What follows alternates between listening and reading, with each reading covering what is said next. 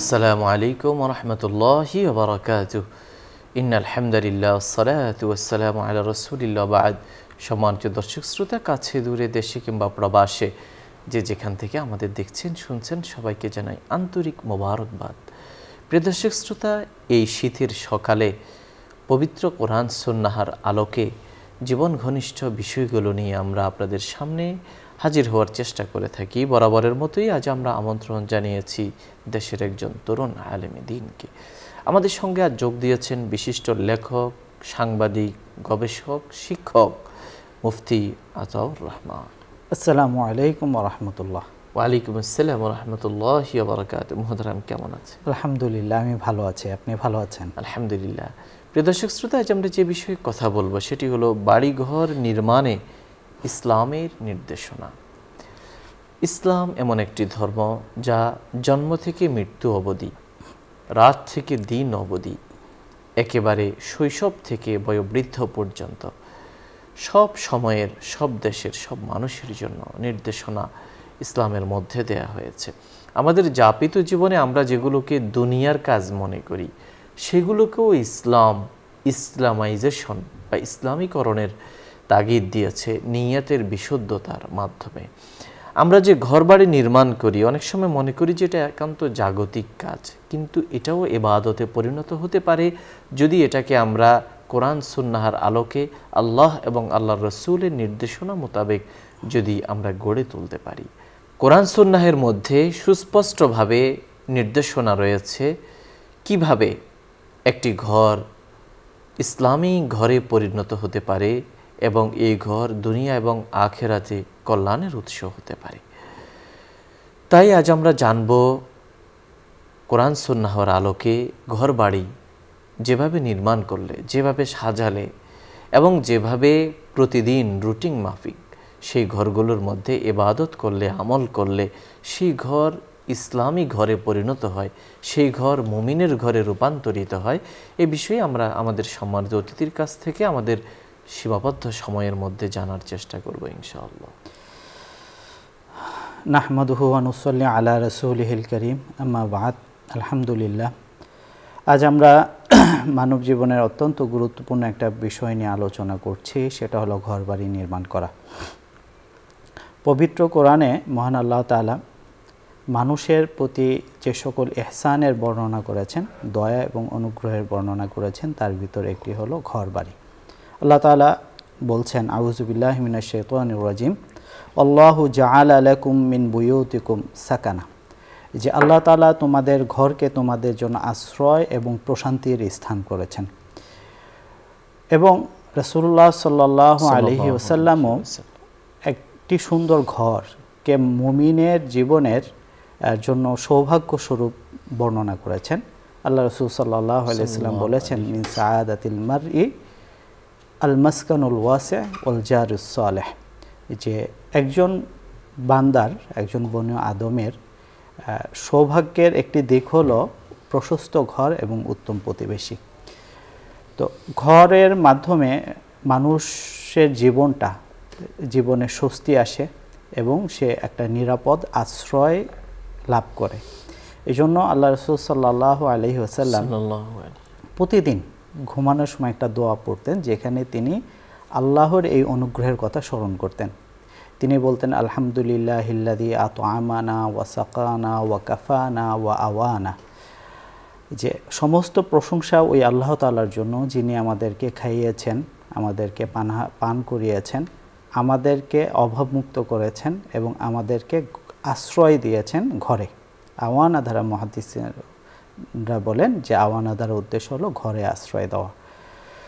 তো এই ঘর আসলে মুমিনের জন্য কখন আশ্রয় এবং শান্তি প্রশান্তির জায়গা হয়ে উঠবে, এই জন্য ইসলামের কিছু সুনির্দিষ্ট নির্দেশনা রয়েছে। ইসলাম ঘর নির্মাণের ক্ষেত্রে কিছু বিষয় লক্ষ্য রাখার কথা বলেছেন, যেগুলোর দ্বারা শুধু মুমিন পরকালীন জীবনে উপকৃত হবে না, বরং পার্থিব জীবনে উপকৃত হবে। এর ভিতর প্রথম যে গুরুত্বপূর্ণ বিষয় সেটা হলো ঘর কোথায় করছে, তার প্রতিবেশী কেমন, এটা বেছে নেওয়া। যেহেতু আল্লাহ রাসূল সাল্লাল্লাহু আলাইহি ওয়াসাল্লাম জারুস সালেহকেও সৌভাগ্যের প্রতীক বলেছেন। এই জন্য উলামা ইকরাম বলেন যে ঘর আমি করার আগে আমার প্রতিবেশী কারা এটা আমি একটু দেখে নিব। এবং একটা চমৎকার ঘটনা যে মুমিন প্রতিবেশী হিসেবে কেমন হয় এবং ইসলামী সমাজে প্রতিবেশীর গুরুত্বটা কেমন ছিল। বিখ্যাত মুহাদ্দিস আব্দুল্লাহ ইবনে মুবারক রহমতুল্লাহ আলাইহি, উনার বাড়ির পাশে একটা বাড়ি বিক্রি হবে। তো উনি ওই বাড়ির মালিক, এই বাড়ির দাম বললেন 10,000 দিরহাম, স্বর্ণমুদ্রা, দিনার। তো বলল আব্দুল্লাহ ইবনে মুবারকের প্রতিবেশীর যে বাড়িটা বিক্রি করবে এই দামটা অনেক বেশি ছিল। তো যিনি কিনবেন তিনি বললেন যে বর্তমান বাজার মূল্য অনুযায়ী তো এটার দাম অনেক বেশি। তিনি বলল যে অর্ধেক দাম হলো আমার বাড়ির, আর অর্ধেক দাম হলো তুমি যে আব্দুল্লাহ ইবনে মুবারকের প্রতিবেশী হতে পারছো এই জন্য। অর্থাৎ মুসলিম সমাজে প্রতিবেশী বেছে নেওয়ার ক্ষেত্রে কতটা গুরুত্ব ছিল এই ঘটনা থেকে এটা বোঝা যায়।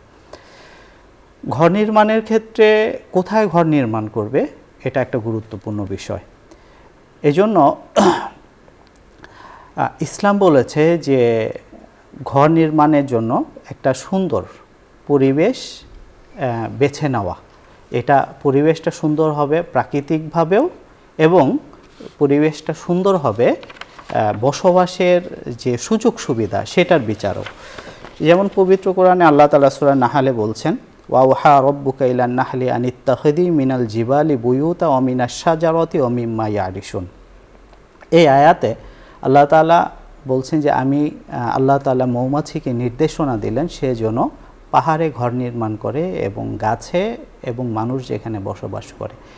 তো এটা মৌমাছির সংশ্লিষ্ট আয়াত হলেও উলামা ইকরাম বলেন এখানে ঘর নির্মাণের ব্যাপারে গুরুত্বপূর্ণ নির্দেশনা আছে। সেই গুরুত্বপূর্ণ নির্দেশনাটা কি, এখানে আয়াতটাকে তারা দুই ভাগে ভাগ করেছেন। একটা হলো মিনাল জিবালি বুয়ুতা ওয়া মিনাশ শাজারা, যেখানে প্রাকৃতিক পরিবেশটা সুন্দর থাকবে। আর দ্বিতীয় অংশটা অমিম্মা ইয়ারিশুন, যেখানে মানুষ বসবাস করে, অর্থাৎ ঘর যেখানে নির্মাণ করব সেই জায়গাটা মানুষের বসবাসের উপযোগী কিনা এটাও দেখে নেওয়া উচিত। এই আয়াতে মুমিনদের জন্য এই শিক্ষা রয়েছে। অর্থাৎ প্রাকৃতিক পরিবেশ এবং মানুষের জীবনযাপনের জন্য যে সকল সুযোগ সুবিধার প্রয়োজন সেটা আছে কিনা। এবং এই যে পরিবেশ সুন্দর হওয়ার বিষয়ে আরেকটা হাদিস হলো আল্লাহ রাসূল সাল্লাল্লাহু আলাইহি ওয়াসাল্লাম সাহাবী আসলাম রাদিয়াল্লাহু তাআলা আনহুকে বলেছিলেন তুমি ঘর নির্মাণ করো পাহাড়ের চূড়ায় নির্মল পরিবেশে। অর্থাৎ যেখানে মানুষের স্বাস্থ্যকর পরিবেশ থাকবে সেখানে ঘর নির্মাণ করবে। ঘর জায়গা যখন বাছাই হলো তখন মুমিনের দায়িত্ব হলো ঘর বাড়ি নির্মাণের পরিকল্পনাটা করা। তো মুমিন ব্যক্তিগতভাবে যে পরিকল্পনাটা করবে সেটা হলো টেকসই এবং স্থায়ী বাড়িঘর নির্মাণ করা।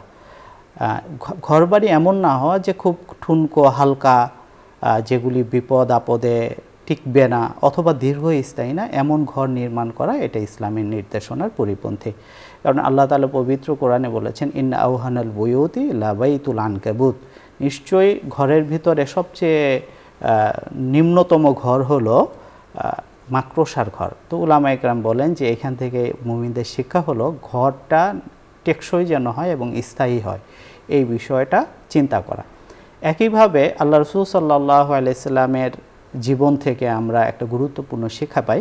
মোহতারাম আপনি আপনার প্রবন্ধেও লিখেছেন যে আল্লাহ নবী সাল্লাল্লাহু আলাইহি সাল্লাম মদিনায় হিজরত করার পরে একটা পরিকল্পিত নগর গড়ে তুলেছিলেন এবং সেখানে আল্লাহ রাসূল সাল্লাল্লাহু আলাইহি সাল্লাম রাস্তাঘাটের নকশা করেছিলেন, সেখানে বাজারঘাটের নকশা করেছিলেন এবং মক্কা থেকে যে সাহাবীরা হিজরত করে এসেছিলেন তাদের সুপরিকল্পিত আবাসনের ব্যবস্থা করেছিলেন। এক্ষেত্রে নবীজি সাল্লাল্লাহু আলাইহি সাল্লাম দুটো মৌলিক কাজ করেছিলেন। একটা হলো যত্রতত্র যেন ঘরবাড়ি গড়ে না ওঠে, এই জন্য মুহাজিরদের জন্য একটা এরিয়া নির্ধারণ করে দিয়েছিলেন। এবং শহরের আমাদের দেশের যেটা দেখা যায় যে শহর বিস্তৃত হতে থাকে কিন্তু ওই সঙ্গে নাগরিক সুবিধা বিস্তার লাভ করেন। এই জন্য নবীজি সাল্লাল্লাহু আলাইহি সাল্লাম সীমা নির্ধারণ করে দিয়েছিলেন যে ঘর বাড়ি তোমরা নির্মাণ করবে সালাবা পর্বত পর্যন্ত, এর ওই পাশে যেন ঘর বাড়ি না যায়। একইভাবে শহরে বসবাসের পরিবেশ যেন নষ্ট না হয়, এই জন্য আল্লাহ নবী সাল্লাল্লাহু আলাইহি সাল্লাম বনু সালামাকে তাদের আবাস ছেড়ে মদিনায় আসতে নিরুৎসাহিত করেছিলেন। এই ধারা আল্লাহ রাসূল সাল্লাল্লাহু আলাইহি সাল্লামের এই পরিকল্পনা থেকে বোঝা যায় যে যত্রতত্র ছড়িয়ে ছিটিয়ে ঘরবাড়ি নির্মাণ করা এটা ইসলামের শিক্ষার পরিপন্থী।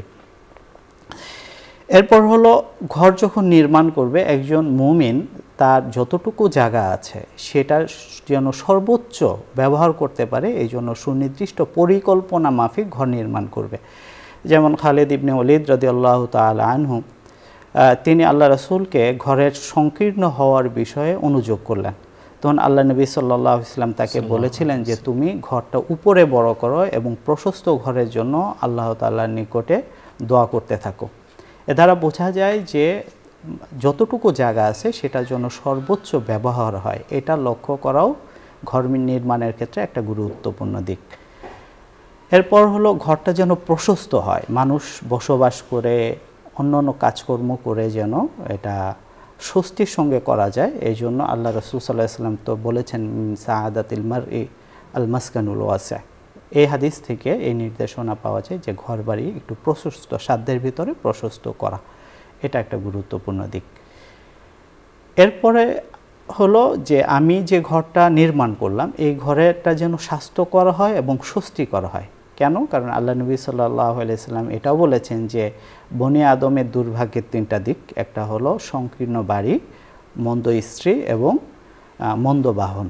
তো মন্দ যে বাসস্থান বা ঘর, তার ব্যাখ্যায় উলামা একরাম বলেছেন মন্দ ঘরের বৈশিষ্ট্য হলো যেখানে বসবাসের জায়গা সংকীর্ণ, যেখানে আলো বাতাসের পর্যাপ্ত ব্যবস্থা থাকে না এবং যেখানে মানুষ স্বস্তির সঙ্গে এবং স্বাস্থ্যকর অবস্থায় থাকতে পারে না। এবং তারা এটাও বলেছেন যে ঘর উত্তম ঘর হিসেবে বিবেচিত হতে গেলে তার উচ্চতা, সেটা কোন অভিমুখী, এগুলো বিবেচ্য বিষয়।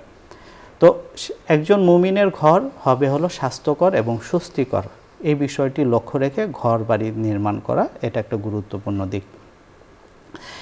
ঘরবাড়ি নির্মাণের ক্ষেত্রে আরেকটা গুরুত্বপূর্ণ দিক হলো যে মানুষের কর্মস্থলের সঙ্গে সঙ্গতিপূর্ণ হওয়া, সহায়ক হওয়া। যেমন আনাস ইবনে মালিক রাদিয়াল্লাহু তাআলা আনহু থেকে বর্ণিত এক হাদিসে সুনানে আবু দাউদের এক সাহাবী আল্লাহ রাসূল সাল্লাল্লাহু আলাইহি ওয়াসাল্লামের নিকটে বললেন, হে আল্লাহর নবী, আমরা আগে এক জায়গায় বসবাস করতাম, তো ওইখান থেকে আমরা নতুন একটা জায়গায় এসেছি। আগে যেখানে ছিলাম সেখানে আমাদের ধন সম্পদ বৃদ্ধি পাচ্ছিল, এরপর আমাদের জনবল বৃদ্ধি পাচ্ছিল, কিন্তু নতুন যে জায়গাটায় এসেছি সেখানে আমাদের ধন সম্পদ হ্রাস পাচ্ছে এবং জনবলও কমে যাচ্ছে। তো আল্লাহ নবী সাল্লাল্লাহু আলাইহি ওয়াসাল্লাম বললেন, তোমরা এই জায়গাটা ছেড়ে দাও, এটা উত্তম নয়। তো এই হাদিসের ব্যাখ্যায় উলামায়ে কেরাম বলেন যে মানুষের পেশাকে বাধাগ্রস্ত করে এমন এবং মানুষের কাজকে বাধাগ্রস্ত করে, সমৃদ্ধিকে বাধাগ্রস্ত করে এমন জায়গায়ও মুমিন ঘর করবে না। মুমিন ঘর করার সময় তার পেশা, তার কর্মস্থল এগুলি বিবেচনা করেও ঘর নির্মাণ করবে, এটা এই হাদিসের একটা গুরুত্বপূর্ণ শিক্ষা। ঘরবাড়ি নির্মাণের ক্ষেত্রে আরেকটা গুরুত্বপূর্ণ বিষয় হলো বাড়িঘরের নিরাপত্তা। তো আল্লাহ রাসূল সাল্লাল্লাহু আলাইহি ওয়াসাল্লাম হাদিসে বারংবার নানাভাবে ঘরবাড়ির নিরাপত্তা নিশ্চিত যেন হয় এই বিষয়ে শিক্ষা আমাদেরকে দিয়েছেন। এর ভিতর একটি শিক্ষা হলো আল্লাহ নবী সাল্লাল্লাহু আলাইহি ওয়াসাল্লাম বলছেন, ইযা কানা জুনহুল লাইলি আও আমসাইতুম ফাগলিকুল আবওয়াবা, যে তোমরা যখন সন্ধ্যা হবে এবং যখন রাত ঘনিয়ে আসবে তখন তোমরা দরজা বন্ধ করে দাও। ওয়াযকুরু ইসমাল্লাহ ফা ইন্না শাইতানা লা ইয়াফতাহু বাবান মুগাল্লাকান, যে দরজা বন্ধ থাকে সেটা শয়তান খুলতে পারে না। এর দ্বারা উদ্দেশ্য হলো মানুষের যদি দরজা বন্ধ করা বা নিরাপত্তা নিশ্চিত করার ব্যবস্থা গ্রহণ করে তাহলে আল্লাহ তাআলা তাদের নিরাপত্তাকে জোরদার করেন। অর্থাৎ মানুষের প্রচেষ্টা যদি থাকে তাহলে আল্লাহ তাআলা তাদের সহায়ক হন। এজন্য বাড়িঘর করার সময় নিরাপত্তার দিকটাও বিবেচনা করা একটা গুরুত্বপূর্ণ দিক। ঘরবাড়ি নির্মাণের ক্ষেত্রে ইসলামের একটি মৌলিক শিক্ষা হলো আমাদের দেশের হিসেবে পূর্ব বা পশ্চিমমুখী করে টয়লেট নির্মাণ না করা, আর সার্বজনীনভাবে শব্দটা ব্যবহার করলে কেবলার দিকে পিঠ করে বসতে হয়, কেবলার দিকে মুখ করে বসতে হয়, এমনভাবে টয়লেট নির্মাণ না করা, এটা ইসলামের একটা গুরুত্বপূর্ণ নির্দেশনা। কারণ আল্লাহ নবী সাল্লাল্লাহু আলাইহি ওয়াসাল্লাম বলেছেন, ইযা আতাইতুমুল গায়িতা ফালা তাস্তাকবিলুল কিবলাতা ওয়ালা তাস্তাদবিরুহা, যে তোমরা যখন ইস্তিনজা করবে তখন তোমরা ডানে বা বামে মানে কেবলার দিকে পিঠ করে বা মুখ করে তোমরা বসবে না, বরঞ্চ তোমরা অন্যদিকে ফিরে বসবে। এটা ঘর নির্মাণের ক্ষেত্রে বিবেচ্য একটি গুরুত্বপূর্ণ বিষয়। এরপর হলো ঘর নির্মাণের ক্ষেত্রে আরেকটা গুরুত্বপূর্ণ বিষয় হলো মানুষ যেন বাড়ি নির্মাণ নিয়ে গর্ব এবং অহমিকায় লিপ্ত না হয়, এটাও একটা গুরুত্বপূর্ণ শিক্ষা। কারণ আবু দাউদ শরীফের একটি হাদিসে এসেছে, আল্লাহ নবী সাল্লাল্লাহু আলাইহি ওয়াসাল্লাম বলেছেন যে আল্লাহ পরিবারের জন্য যত কিছু ব্যয় করা হয় সব কিছুতে আল্লাহ বরকত রেখেছেন, কিন্তু মাটিরতে যে খরচটা করা হয় তাতে বরকত রাখেননি। মুহাদ্দিসিন কেরাম এখানে মাটি দ্বারা বাড়িঘর বলেছেন। তারা বলেছেন যে প্রয়োজনের অতিরিক্ত অর্থ যদি বাড়িতে ব্যয় করা হয় তাহলে সংসারের বরকত কমে যায়। এটা হাদিসের ব্যাখ্যা উলামা কেরাম বলেছেন। এবং আল্লাহ নবী সাল্লাল্লাহু আলাইহি ওয়াসাল্লামও সতর্ক বলেছেন, লা তাকুমুস সাআহ হাত্তা তাতাগাউ নাসু ফিল বুনিয়ান। হ্যাঁ, ততক্ষণ পর্যন্ত কিয়ামত সংগঠিত হবে না যতক্ষণ পর্যন্ত মানুষ ঘর বাড়ি নিয়ে তাতাওয়াওয়ালান নাসু ফিল বুনিয়ান, মানুষ যতক্ষণ ঘর বাড়ি নিয়ে অহমিকায় লিপ্ত হবে, অর্থাৎ প্রতিযোগিতায় লিপ্ত হবে। তো এই জন্য ঘর বাড়ি নিয়ে প্রতিযোগিতা করা, অহেতুক অর্থ ব্যয় করা, অপ্রয়োজনীয় অর্থ ব্যয় না করা, এটাও ইসলামের শিক্ষার পরিপন্থী। এটা হলো একটা গুরুত্বপূর্ণ দিক। এটা তো গেল নির্মাণ সংক্রান্ত। এটা হলো ইসলামের হলো যে বাহ্যিক দিক। কিন্তু আপনি যেমনটি বলছিলেন যে একটা ঘর, মুসলমানের ঘর, এটা কখন হয়ে ওঠে? তো আল্লাহ রাসূল সাল্লাল্লাহু আলাইহি ওয়াসাল্লাম এই ক্ষেত্রেও কিছু গুরুত্বপূর্ণ নির্দেশনা দিয়েছেন। যেমন আল্লাহ রাসূল সাল্লাল্লাহু আলাইহি ওয়াসাল্লাম বলেছেন, ওয়াত্তাখিযু মিন বুয়ুতিকুম মিন সালাতিকুম ওয়ালা তাত্তাখিযুহা কুবুরা, যে তোমরা তোমাদের ঘরে কিছু নামাজ আদায় করো, অর্থাৎ তোমরা ইবাদত বন্দেগীটা তোমরা ঘরে করো এবং ঘরটাকে যেন কবরে পরিণত না হয়। এবং অন্য হাদিসে কোরআন তেলাওয়াতের কথা বলা হয়েছে। এবং আল্লাহ নবী সাল্লাল্লাহু আলাইহি ওয়াসাল্লামের যদি আমরা বাহ্যিক দৈনন্দিন জীবন পর্যালোচনা করি তাহলে দেখি যে আল্লাহ নবী সাল্লাল্লাহু আলাইহি ওয়াসাল্লাম তার ইবাদতের একটা অংশ ঘরে করতেন। যেমন তিনি তাহাজ্জুদের নামাজ ঘরে পড়তেন, তাহাজ্জুদের নামাজ ঘরে পড়তেন, নফল নামাজগুলো ঘরে পড়তেন। হ্যাঁ, এবং স্ত্রীদেরকেও সঙ্গী করতেন ইবাদতের ক্ষেত্রে। ওনার ঘরে যারা শিশুরা আসতো তাদেরকেও এই ইবাদতের সঙ্গী করতেন, যেন ঘরে ইবাদতের একটা পরিবেশ তৈরি হয়। এবং আল্লাহ রাসূল সাল্লাল্লাহু আলাইহি ওয়াসাল্লাম আরেকটা জিনিস করতেন যে ঘরে সাজসজ্জা এবং এগুলো তো যেন আল্লাহর নির্দেশনা পরিপন্থী কিছু না আসে, এটাও আল্লাহ রাসূল সাল্লাল্লাহু আলাইহি ওয়াসাল্লাম লক্ষ্য রাখতেন। যেমন আল্লাহ নবী সাল্লাল্লাহু আলাইহি ওয়াসাল্লাম বলেছেন যে নাহা রাসূলুল্লাহ সাল্লাল্লাহু আলাইহি ওয়াসাল্লাম আনিস সূরাতি ফিল বাইত, আল্লাহ ঘরে ছবি, ভাস্কর্য এগুলি রাখতে নিষেধ করেছেন। কারণ কি, অন্য হাদিসে বলা হয়েছে লা তাদখুলুল মালাইকাতু বাইতান ফিহি কালবুন আও তাসাউই, কুকুর এবং ছবি যে ঘরে থাকে সেই ঘরে আল্লাহর রহমতের ফেরেশতা প্রবেশ করে না। তো এই বিষয়গুলো সার্বিকভাবে, অর্থাৎ ইবাদত বন্দেগী এবং আল্লাহ তাআলা যে বিষয়গুলোকে নিষেধ করেছেন সেগুলো পরিহারের মাধ্যমে একটি ঘর মূলত মুসলমানের ঘরে পরিণত হয়। এরপর আমরা আপনার কাছ থেকে যেটা শুনতেছিলাম, আলোচনার মধ্যেই কিন্তু এসেছে যে আপনার ঘরের পাশে যারা থাকবে প্রতিবেশী, ইসলাম আসলে প্রতিবেশীদের অধিকার আদায়ের প্রতি আমাদের যত্নবান হতে বলেছে। প্রতিবেশী বলতে আসলে কারা এবং তাদের হক কি, এই বিষয়টা যদি আপনি আমাদের বলতেন। প্রতিবেশীদের বলতে হলো, সহজ কথায় প্রতিবেশী হলো আমার দৈনন্দিন চলাফেরায় আমি যাদের মুখোমুখি হই, যাদেরকে নিয়ে চলতে হয়, যাদের সঙ্গে চলতে হয়, তারা প্রতিবেশী। কিন্তু হাদিসের ভেতরে এটার একটা সীমাও বলা হয়েছে। যেমন বলা হয়েছে যে 40 ঘর, চতুর্দিকে 40টি ঘর করে প্রতিবেশী। ইসলাম প্রতিবেশীদের যেমন উত্তম প্রতিবেশী নির্বাচনে উৎসাহিত করেছেন, তেমনিভাবে মানুষকে উত্তম প্রতিবেশী হতেও উৎসাহিত করেছে। তো প্রতিবেশীর হকের বিষয়ে রাসূলুল্লাহ সাল্লাল্লাহু আলাইহি সাল্লাম বলেছেন যে জিবরাইল আলাইহিস সালাম আমাকে প্রতিবেশীদের বিষয়ে এত বেশি বলেছেন যে আমার মনে এসেছিল যে হয়তো তাদেরকে সম্পদের উত্তরাধিকারী ঘোষণা করা হবে। তো এই প্রতিবেশীর হকটা হলো এমন। এখন উত্তম প্রতিবেশী আমরা কিভাবে হব? যে মানুষ আমাদের আগ্রহ করে আমাদের পাশে এসে ঘর করবে, আমাদের প্রতিবেশিত্ব গ্রহণে আগ্রহ বোধ করবে, তো এই ক্ষেত্রেও ইসলামের নির্দেশনা হলো, নবীজি সাল্লাল্লাহু আলাইহি ওয়াসাল্লাম বলেছেন যে প্রকৃত মুসলমান ওই ব্যক্তি যার হাত এবং মুখ থেকে অন্য মুসলমান নিরাপদ থাকে। তো এই যে অন্য মুসলমান নিরাপদ থাকে, এর অর্থ হলো আমি তাকে কষ্ট দিব না, আমি আমার কথা কাজে তাকে কষ্ট দিব না। এটা একজন উত্তম প্রতিবেশীর বৈশিষ্ট্য। উত্তম প্রতিবেশী হওয়ার বৈশিষ্ট্য হলো তাআওয়ানু আলাল বিররি ওয়াত তাকওয়া, যে আমরা মানুষকে পরস্পরকে ভালো কাজে সহযোগিতা করবে। এবং আল্লাহ রাসূল সাল্লাল্লাহু আলাইহি সাল্লাম উত্তম প্রতিবেশীর এটাও একটা বৈশিষ্ট্য বর্ণনা করেছেন যে কোনো মুমিন এমন হবে না যে সে পেট পুড়ে খাবে এবং তার প্রতিবেশী অভুক্ত থাকবে। অর্থাৎ ভালো মন্দের অংশীদার হওয়া, নেক কাজে সহযোগিতা করা, অন্যায় কাজ থেকে বিরত রাখা, এটাও একজন উত্তম প্রতিবেশীর বৈশিষ্ট্য।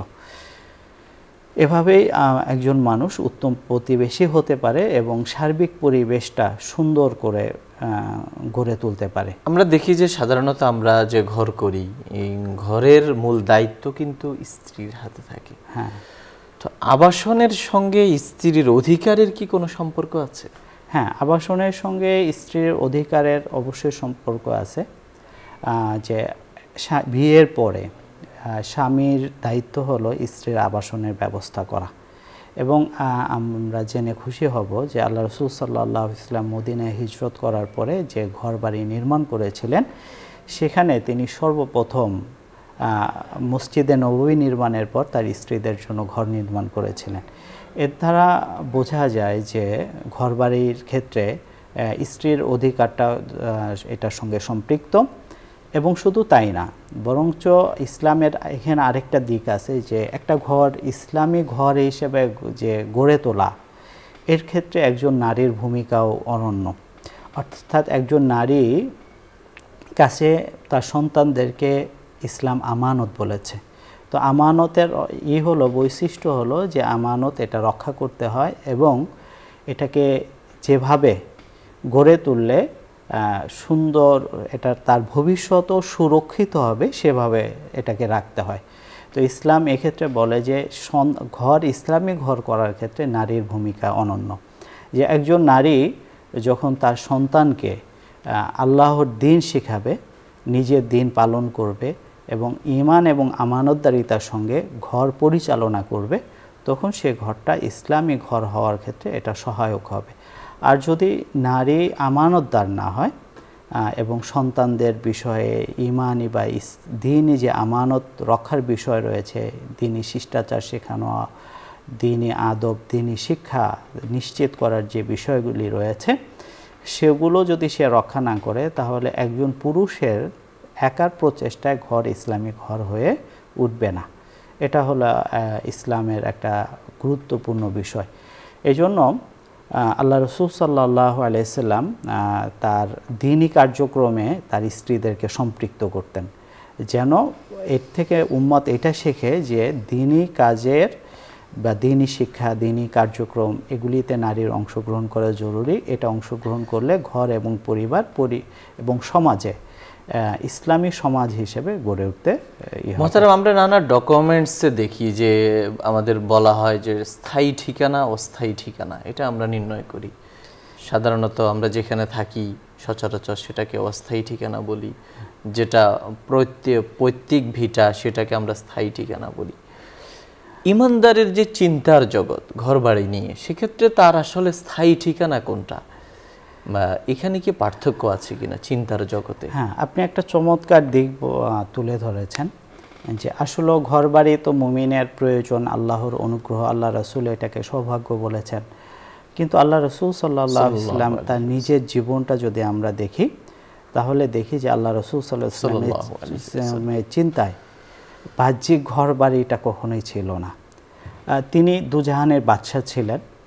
হিজরতের আগে তিনি একটি সংকটময় পরিস্থিতিতে ছিলেন, কিন্তু হিজরতের পরে মদিনার বলতে গেলে একক শাসন কার্য তার হাতেই ছিল। এবং আল্লাহ রাসূল সাল্লাল্লাহু আলাইহি ওয়াসাল্লাম বদর যুদ্ধের বিজয় সূচনার পর থেকে একাধিক যুদ্ধ জয় করেছেন, বিপুল ভূমি এসেছে, বিপুল সম্পদ এসেছে, কিন্তু আল্লাহ রাসূল সাল্লাল্লাহু আলাইহি ওয়াসাল্লাম এই সম্পদ এবং প্রাচুর্যকে উপেক্ষা করেছেন। এবং আল্লাহ রাসূলের ঘরের বৈশিষ্ট্য ছিল, এটা হলো কেউ বলেছে 7 হাত বাই 7 হাত একটা ঘর, 10 হাত বাই 10 হাত সর্বোচ্চ। হ্যাঁ, এই এবং আল্লাহ রাসূলের ঘরের বর্ণনাটা সহিহ বুখারীর একটি হাদিস থেকে এইভাবে আমরা পাই। হযরত আয়েশা রাদিয়াল্লাহু তাআলা আনহা বলছেন যে আমি রাতের বেলা ঘুমাতাম, আল্লাহ রাসূল আমাকে সামনে রেখে নামাজ আদায় করতেন। তো যখন উনি সিজদা করতেন তখন আমি পা গুটিয়ে নিতাম, যখন আবার তিনি সিজদা থেকে উঠে যেতেন আমি পা মেলে দিতাম। তো এর থেকে একটা জিনিস বোঝা যায় যে আল্লাহ রাসূল সাল্লাল্লাহু আলাইহি সাল্লামের ঘর বাড়ি খুব বেশি প্রশস্ত ছিল না, খুব বেশি উন্নত ছিল না, এবং তিনি খেজুর গাছের ছাদ বিশিষ্ট একটি ঘরে জীবন কাটিয়ে দিয়েছেন। মুমিনের মূল স্থায়ী ঠিকানা হলো জান্নাত। হ্যাঁ, জান্নাত। আমরা জান্নাত থেকে এসেছি এবং জান্নাতে ফিরে যাব। শুকরিয়া।